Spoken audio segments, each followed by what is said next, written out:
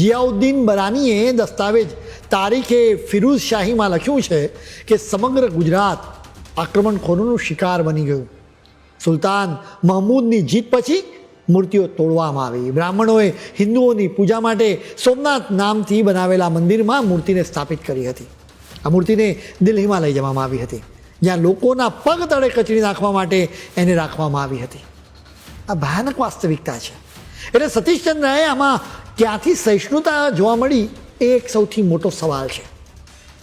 અમે તમને મુગલોની કહેવાતી સહિષ્ણુતાની વધુ હકીકતો જણાવવા જઈ રહ્યા છીએ.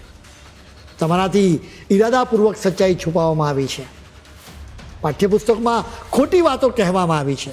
એટલે જ અમે મુસ્લિમ ઇતિહાસકારોને ટાંકીને હકીકતો રજૂ કરી રહ્યા છીએ. શમસુદ્દીન બિન સિરાજુદ્દીન દ્વારા લખવામાં આવેલા દસ્તાવેજ તારીખે ફિરુઝ શાહીમાં ઘણી હકીકત લખવામાં આવી છે. જેમ કે એમાં લખવામાં આવ્યું છે કે સુલતાને જાજનગરના રાજા તરફ ધ્યાન આપ્યું. સુલતાન આ રાજાના મહેલમાં પ્રવેશ્યા, જ્યાં તેમને અનેક સુંદર ઇમારતો જોવા મળી.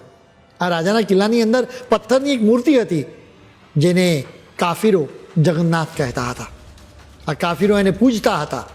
સુલતાન ફિરોજે એ મૂર્તિને જડથી ઉખાડીને દિલ્હીમાં લઈ જવાનો આદેશ આપ્યો, જ્યાં મૂર્તિને અપમાનજનક સ્થિતિમાં રાખવામાં આવી હતી.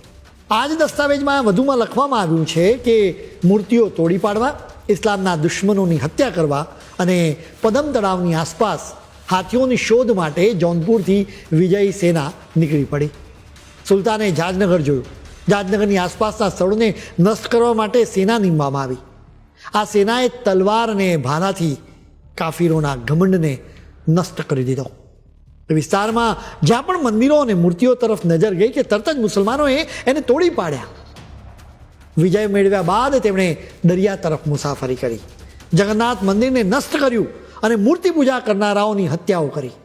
એ પછી વિજેતા સેના દિલ્હી તરફ રવાના થઈ. આ જૌનપુર વિસ્તાર અત્યારે ઉત્તર પ્રદેશમાં છે.